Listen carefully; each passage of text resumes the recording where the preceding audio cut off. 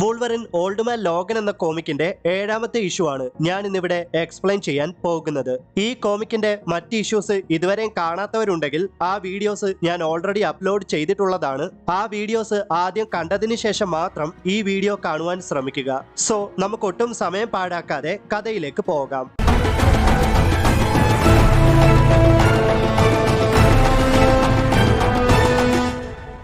50 വർഷങ്ങൾക്ക് മുൻപ് സൂപ്പർ വില്ലന്മാരാൽ പരാജയപ്പെട്ട ക്യാപ്റ്റൻ അമേരിക്കയെ നോക്കി റെഡ് സ്കൾ പറയുകയാണ്, ക്യാപ്റ്റൻ, നീ എന്താണ് മന്ത്രിക്കുന്നത്? നീ പ്രാർത്ഥിക്കുകയാണോ? ഇന്നിവിടെ ഒരു ദൈവവും വരില്ല, ഇവിടെ ഞാൻ മാത്രം മതി. എന്തുകൊണ്ട് ഞങ്ങൾ വർഷങ്ങൾക്ക് മുന്നേ ഇത് ചിന്തിച്ചില്ല എന്നാണ് ഞാനിപ്പോൾ ആലോചിക്കുന്നത്. ഇനി എന്താണ് സംഭവിക്കാൻ പോകുന്നതെന്ന് നിനക്കറിയാമോ? നിന്റെ പ്രിയപ്പെട്ട ഈ രാജ്യത്തെ ഞങ്ങൾ എല്ലാവരും ചേർന്ന് കൊത്തിപ്പറിക്കാൻ പോവുകയാണ്. അതെ, നിന്റെ പ്രിയപ്പെട്ട രാജ്യത്തെ ഞങ്ങൾ വിഭജിക്കാൻ പോവുകയാണ്. അബോമിനേഷന് കാലിഫോർണിയ വേണം, ഡോക്ടർ ഡൂമിന് ബൈബിൾ ബെൽറ്റ് വേണം, മാഗ്നീറ്റോയ്ക്ക് വേണ്ടതോ ലാസ് വെഗാസ്. അപ്പോൾ ആർക്കാണ് വൈറ്റ് ഹൗസ് ലഭിക്കാൻ പോകുന്നതെന്ന് നിനക്ക് ഊഹിക്കാമോ? ലോകത്തിന്റെ എല്ലാ ഭാഗങ്ങളെയും നിയന്ത്രിക്കാൻ വൈറ്റ് ഹൗസ് ആർക്കാണ് വേണ്ടതെന്ന് നിനക്ക് ഊഹിക്കാമോ? ക്യാപ്റ്റൻ, നീ വിഷമിക്കേണ്ട, എല്ലാം ഉടൻ തന്നെ അവസാനിക്കുമെന്നൊക്കെ പറഞ്ഞിട്ട് റെഡ് സ്കൾ ക്യാപ്റ്റൻ അമേരിക്കയുടെ കണ്ണ് കുത്തി പൊട്ടിച്ച് ക്യാപ്റ്റൻ അമേരിക്കയെ കൊല്ലുന്നു. ഇപ്പോൾ ന്യൂ ബാബിലോൺ സ്ഥിതി ചെയ്യുന്ന റെഡ് സ്കളിന്റെ വൈറ്റ് ഹൗസിലെ ട്രോഫി റൂമിൽ താൻ ഡിഫീറ്റ് ചെയ്ത എല്ലാ സൂപ്പർ ഹീറോസിന്റെ വെപ്പൺസും ഗാഡ്ജറ്റ്സും ഡ്രസ്സുകളും എന്ന് വേണ്ട സകലതും ട്രോഫികൾ സൂക്ഷിച്ചു വെച്ചേക്കുന്നത് പോലെ ചില്ലുകൂട്ടിൽ വെച്ചിരിക്കുകയാണ് റെഡ് സ്കൾ. വൃദ്ധനായി പോയെങ്കിലും താൻ ഇപ്പോഴും ശക്തനാണെന്നും ഇപ്പോൾ വേണമെങ്കിൽ പോലും താൻ വിചാരിച്ചാൽ ക്യാപ്റ്റൻ അമേരിക്കയെ തോൽപ്പിക്കാൻ സാധിക്കുമെന്നുമാണ് ട്രോഫി റൂമിലെ ആ ചില്ലുകൂട്ടിൽ നോക്കിക്കൊണ്ട് ക്യാപ്റ്റൻ അമേരിക്ക അവസാനമായിട്ടിട്ട സ്യൂട്ട് ധരിച്ച റെഡ് സ്കൾ പറയുന്നത്. റെഡ് സ്കൾ എത്രയൊക്കെ ട്രോഫികൾ സ്വന്തമാക്കിയിട്ടുണ്ടെങ്കിലും അദ്ദേഹം ഏറ്റവും വിലപിടിപ്പുള്ളതായി കാണുന്നത് അദ്ദേഹം ഇപ്പോൾ ധരിച്ചിരിക്കുന്ന ക്യാപ്റ്റൻ അമേരിക്കയുടെ യൂണിഫോം ആണ്. പണ്ട് കാലം തൊട്ടേ വീരന്മാർ മരണപ്പെട്ട തങ്ങളുടെ ശത്രുക്കളുടെ വിലപിടിപ്പുള്ളതൊക്കെ കൈക്കലാക്കി ധരിക്കാറുണ്ട്. ഞാനായിട്ട് ആ പതിവ് എന്തിനാണ് തെറ്റിക്കുന്നതെന്നൊക്കെ റെഡ് സ്കൾ പറഞ്ഞുകൊണ്ടിരിക്കുമ്പോൾ ടൊബായസും അവന്റെ ഗ്യാങ്ങും വൈറ്റ് ഹൗസിലേക്ക് വന്നിട്ടുണ്ടെന്ന് ഒരു സെക്യൂരിറ്റി ഗാർഡ് റെഡ് സ്കളിനോട് പറയുമ്പോൾ അവരെ അകത്തേക്ക് കടത്തിവിടാൻ റെഡ് സ്കൾ ഉത്തരവിടുകയാണ്. റെഡ് സ്കളിന്റെ ട്രോഫി റൂം കണ്ടിട്ട് ടൊബായസിന്റെ ഗ്യാങ് അതിശയിക്കുന്നു. റെഡ് സ്കൾ വളരെ വിലപിടിപ്പുള്ള തീരുമാനങ്ങളൊക്കെ എടുക്കുന്നത് ഈ ട്രോഫി റൂമിൽ വന്നിട്ടാണ്. റെഡ് സ്കളിന് എന്ത് ചെയ്യാനും പ്രചോദനം ഉണ്ടാകുന്നത് ഈ റൂമിൽ വരുമ്പോഴാണ്. ആക്ച്വലി ഈ സമയത്ത് പോലും ഹോക്കയെ തനിക്ക് പറ്റിയ ഒരു എതിരാളിയായിട്ട് റെഡ് സ്കൾ അംഗീകരിച്ചിട്ടില്ല. പുറത്ത് ഇനി എത്ര പേരുണ്ട് ടൊബായസ്? ബേസ്മെന്റുകളിൽ ഒളിച്ചിരുന്ന് നമുക്കെതിരെ മീറ്റിംഗ് നടത്തുന്ന എത്ര പേരുണ്ടാകും? ഞാൻ ഏൽപ്പിച്ച കാര്യങ്ങളെല്ലാം നീ നന്നായിട്ട് ചെയ്തു. ഈ പണം നിനക്കുള്ളതാണ്. ഈ പണം കൊണ്ട് നീ അടിച്ചു പൊളിക്കുമെന്ന് റെഡ് സ്കൾ ടൊബായസിനോട് പറഞ്ഞുകൊണ്ടിരിക്കുന്ന സമയത്ത് ടൊബായസിന്റെ ഒരു ഗാർഡ് ലോഗന്റെ ഡെഡ് ബോഡിയിലേക്ക് ചുമ്മാ ഒന്ന് നോക്കിയതും ലോഗന്റെ ഡെഡ് ബോഡിയിൽ എന്തൊക്കെയോ മാറ്റങ്ങൾ സംഭവിക്കുന്നതായിട്ട് അയാളുടെ ശ്രദ്ധയിൽപ്പെടുകയാണ്. അതെ, ലോഗന്റെ ബോഡിയിലെ മുറിവുകളെല്ലാം മാഞ്ഞു പോകുന്നു. അതെ, ലോഗന്റെ ബോഡി ഹീലാവുകയാണ്. പെട്ടെന്ന് തന്നെ ഒട്ടും പ്രതീക്ഷിക്കാതെ ആ ഗാർഡിന്റെ ചുക്കാമണിക്കിട്ട് ലോഗൻ ഒരൊറ്റ ചവിട്ട് കൊടുത്തിട്ട് അവിടെ ഉണ്ടായിരുന്ന ടൊബായസിനെയും അവന്റെ ഗാർഡ്സിനെയും ലോഗൻ ആക്രമിച്ച് കൊന്നുകളയുകയാണ്. ആഹാ, ഇതൊട്ടും പ്രതീക്ഷിക്കാത്ത ഒരു അത്ഭുതമായി പോയല്ലോ. ഇത്രയും നാൾ നീ ഒരു നീതിമാനായി ജീവിക്കുന്നുവെന്നാണ് ഞാൻ വിചാരിച്ചത് വൂൾവറിൻ. നിന്റെ സുഹൃത്തിനെ കൊന്നതുകൊണ്ട് മാത്രമാണോ നീ ക്രൂരനായി മാറിയതെന്നൊക്കെ റെഡ് സ്കൾ ലോഗനോട് പറയുന്നതോടെ ലോഗനും റെഡ് സ്കളും തമ്മിൽ ഒരു വമ്പൻ പോരാട്ടം നടക്കുകയാണ്. അവർ തമ്മിലുള്ള പോരാട്ടത്തിൽ മുന്നിട്ട് നിന്നത് റെഡ് സ്കൾ ആണ്.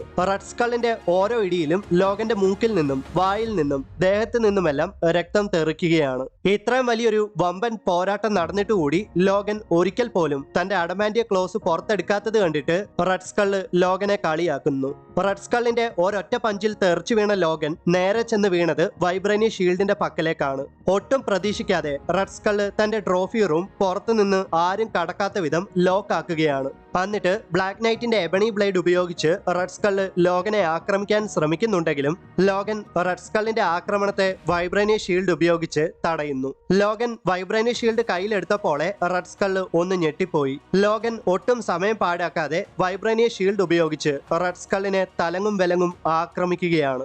അവസാനമായിട്ട് ലോഗന്റെ വൈബ്രേനിയ ഷീൽഡ് ഉപയോഗിച്ചുള്ള അറ്റാക്കിൽ തെറിച്ചു വീണ റെഡ് സ്കളിനെ ലോഗൻ കൊല്ലാനായിട്ട് തയ്യാറാകുമ്പോൾ, എന്നെ ചിരിപ്പിക്കരുത് വൂൾവറിൻ, എന്നെ കൊല്ലാനുള്ള ധൈര്യമൊന്നും നിനക്കില്ല എന്ന് റെഡ് സ്കൾ ലോഗനോട് പറയുമ്പോൾ ഇനി ഒരിക്കലും ഒരു ജീവൻ പോലും താൻ എടുക്കില്ല എന്ന പ്രതിജ്ഞ ലോഗൻ തെറ്റിക്കുന്നു.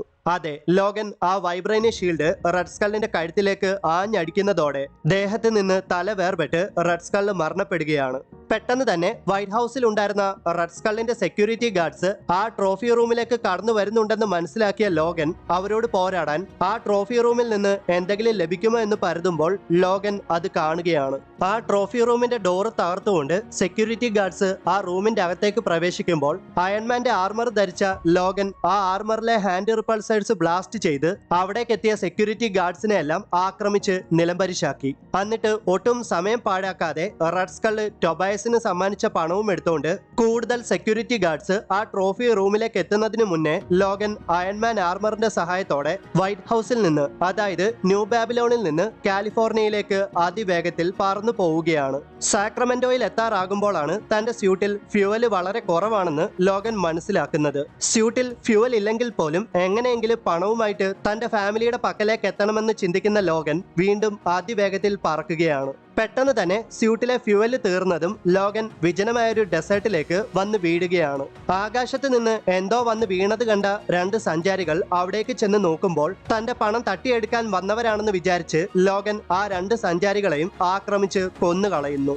ഇത്രയും ദൂരം കഷ്ടപ്പെട്ട് വന്ന എന്നെ തടയാമെന്ന് വെച്ചോ നിങ്ങള്? ഈ പണം എന്റെ ഫാമിലിക്കുള്ളതാണ്, നിനക്കൊക്കെ മനസ്സിലായോ എന്നൊക്കെ പറഞ്ഞിട്ട് ലോഗൻ ആ വിജനമായ മരുഭൂമിയിലൂടെ മുന്നോട്ട് നടന്നു. അങ്ങനെ ലോഗൻ നടന്ന് 36 മണിക്കൂറുകൾക്ക് ശേഷം കാലിഫോർണിയയിലെ തന്റെ വീടിന് മുന്നിലേക്ക് എത്തി. അവിടെ ലോഗൻ വരുന്നത് നോക്കി ഡോണോവൻ നിൽപ്പുണ്ടായിരുന്നു. ഡോണോവൻ ആകെ സങ്കടത്തിലാണ് നിൽക്കുന്നത്. ഡോണോവനെ അവിടെ കണ്ടതും ലോഗൻ വളരെ സന്തോഷവാനായി. റെന്റ് അടയ്ക്കാനുള്ള പണം എനിക്ക് ലഭിച്ചുവെന്ന് മൊറീനോട് പോയി പറയൂ. നമുക്കിനി ഹൾക്ക് ഗാങ്ങിനെ പറ്റി ചിന്തിച്ച് വിഷമിക്കേണ്ടതില്ല എന്നൊക്കെ ലോഗൻ ഡോണോവനോട് പറയുന്നുണ്ടെങ്കിലും ഡോണോവന്റെ ഫേസിൽ യാതൊരു സന്തോഷവും ലോഗന് കാണാൻ സാധിച്ചില്ല. എന്താണ് പ്രശ്നം? എന്റെ ഭാര്യയും കുട്ടികളും എവിടെ? എന്താണ് ഇവിടെ സംഭവിച്ചത് എന്നൊക്കെ ലോഗൻ ഒരു പരിഭ്രാന്തിയിൽ ഡോണോവനോട് ചോദിക്കുമ്പോൾ ആ ഹൾക്ക് ഗാങ് അവർ പണം കൈപ്പറ്റാൻ ഇവിടേക്ക് വന്നിട്ടുണ്ടായിരുന്നുവെന്ന് ഡോണോവൻ പറയുന്നത് കേട്ട ലോഗൻ അന്താളിച്ചു പോവുകയാണ്. നീ എന്താണ് ഈ പറയുന്നത്? റെന്റ് അടയ്ക്കാൻ ഇനി 2 ആഴ്ചകൾ കൂടി ബാക്കിയില്ലേ എന്ന് ലോഗൻ ഡോണോവനോട് ചോദിക്കുമ്പോൾ അവർക്ക് ബോറടിച്ചു എന്ന് മാത്രമാണ് ഹൾക്ക് ഗാങ് തന്നോട് പറഞ്ഞതെന്ന് ഡോണോവൻ ലോഗനോട് പറയുകയാണ്. വീട്ടിലേക്ക് ഓടിച്ചെന്ന് നോക്കിയ ലോഗൻ തന്റെ ഭാര്യയും മക്കളും രക്തത്തിൽ കുളിച്ച് മരണപ്പെട്ട് കിടക്കുന്ന കാഴ്ചയാണ് കാണുന്നത്. ആ കാഴ്ച കണ്ടിട്ട് നിശ്ചലനായിട്ട് നിൽക്കുന്ന ലോഗനോട് ഡോണോവൻ പറയുവാണ്, ഇതിന്റെ പേരിൽ നീ ഇനി മണ്ടത്തരമൊന്നും കാണിക്കാൻ നോക്കല്ലേ. നീ വീണ്ടും ആ പഴയ ലോഗനായാൽ നിന്നെയും ഞങ്ങളെയുമെല്ലാം ഹൾക്ക് ഗാങ് ഉപദ്രവിക്കും. ലോഗൻ, നിന്റെ ഭാര്യയ്ക്കും കുട്ടികൾക്കും നല്ലൊരു ശവസംസ്കാരം നൽകി അവർ അർഹിക്കുന്ന ബഹുമാനം അവർക്ക് കൊടുക്കൂ. നിനക്കറിയാമല്ലോ, ഞങ്ങളെല്ലാരും എപ്പോഴും നിനക്ക് വേണ്ടി ഇവിടെ തന്നെ ഉണ്ടാകും. ഇത്രയും കേട്ടിട്ടുകൂടി ലോഗൻ ഒരടി അനങ്ങാതെ അപ്പോഴും അതേ നിൽപ്പാണ്. എന്തൊക്കെയോ പന്തികേട് തോന്നിയിട്ട് ഡോണോവൻ ലോഗൻ എന്ന് വിളിക്കുമ്പോൾ എന്റെ പേര് ലോഗൻ എന്നല്ല എന്ന് ലോഗൻ ഡോണോവനോട് പറയുന്നതും എന്തോ മെറ്റലുകൾ തമ്മിൽ ഉരസുന്ന ശബ്ദവും ഒരുമിച്ചാണ് ഡോണോവൻ കേട്ടത്.